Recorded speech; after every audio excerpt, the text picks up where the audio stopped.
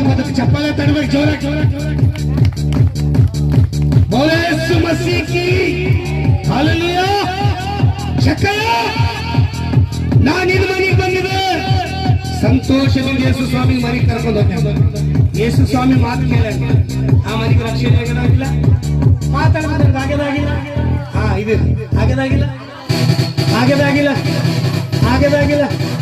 ಆ ರೊಕ್ಕ ಎಲ್ಲ ತಂದೆಲಿಕ್ಕೆ ಮಾತಾಡ್ರಿ ಜಲ್ದಿ. ಆಗ ಯೇಸು ಸ್ವಾಮಿ ಹೇಳ್ತಾರೆ, ಸ್ವಾಮಿ ನಾ ಯಾರ್ಯಾರಿಗೆ ಅನ್ಯಾಯ ಮಾಡಿ ರೊಕ್ಕ ತಗೊಂಡಿದ್ದೆ, ಅರ್ಧ ಆಸ್ತಿ ಬಡವರಿಗೆ ಹಂಚಕ್ತೆ, ಅರ್ಧ ಆಸ್ತಿ ಯಾರ ಬಲ್ಲ ರೊಕ್ಕ ತಗೊಂಡೆ 1/4 ಹಿಂದಕ್ಕೆ ಕೊಟ್ಟೆ, ಅರ್ಧ ಆಸ್ತಿ ಬಡವರಿಗೆ ಹಂಚಕ್ತೆ. ಸ್ವಾಮಿ ನನಗೆ ರೊಕ್ಕ ಬೇಕಾಗಿಲ್ಲ, ನನಗೆ ನೀ ಬೇಕು. ಚಪ್ಪಾಳೆ ತರಬೇಕು ಜೋರ. ನನಗೆ ರೊಕ್ಕ ಬೇಕಾಗಿಲ್ಲ, ನನಗೆ ರೂಪಾಯಿ ಬೇಕಾಗಿಲ್ಲ, ನನಗೆ ನೀ ಬೇಕು ದೇವ್ರೇ, ನನಗೆ ನೀ ಬೇಕು ಸ್ವಾಮಿ. ರೊಕ್ಕ ರೂಪಾಯಿ ಸೈಡಿಗೆ ಇಟ್ಟಿಗೆಲ್ಲ ಯೇಸು ಸ್ವಾಮಿ ಕಣ್ಣು ಚಪ್ಪಾಳೆ ತಡಬೇಕು ಜೋರ. ಆಗ ಯೇಸು ಸ್ವಾಮಿ ಏನಂತಾರ, ಈಗೊತ್ತು ನಿನ್ನ ಮನೆಗೆ ರಕ್ಷಣೆ ಹೊಂಟಾಯ್ತು. ಬೋಲೆ ಯೇಸು ಮಸೀಹ್ ಕಿ. ಈ ಮನೆಗೆ ರಕ್ಷಣೆ ಉಂಟಾಗಲ್ಲ. ಶಕ್ಕಯ್ಯ ಮನೆಗೆ ರಕ್ಷಣೆ ಉಂಟಾಗಿಲ್ಲ, ಈ ಮನೆಗೆ ಸಹ ರಕ್ಷಣೆ ಉಂಟಾಗಬೇಕು. ಚಪ್ಪಾಳೆ ತಡಬೇಕು.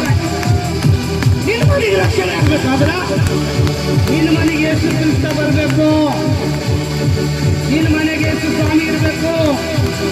ಇದು ಹೃದಯದಲ್ಲಿ ಯೇಸು ಕ್ರಿಸ್ತ ವಾಸಿಸಬೇಕು.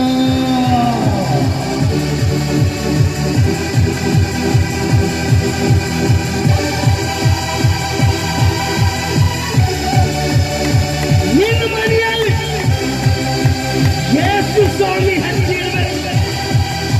ನಿನ್ನ ಮನೆಯಾಗ ಯೇಸು ಸ್ವಾಮಿ ಬಂದರೆ ನಿನ್ನ ಮನೆಗೆ ರಕ್ಷಣೆ ಇಲ್ಲ.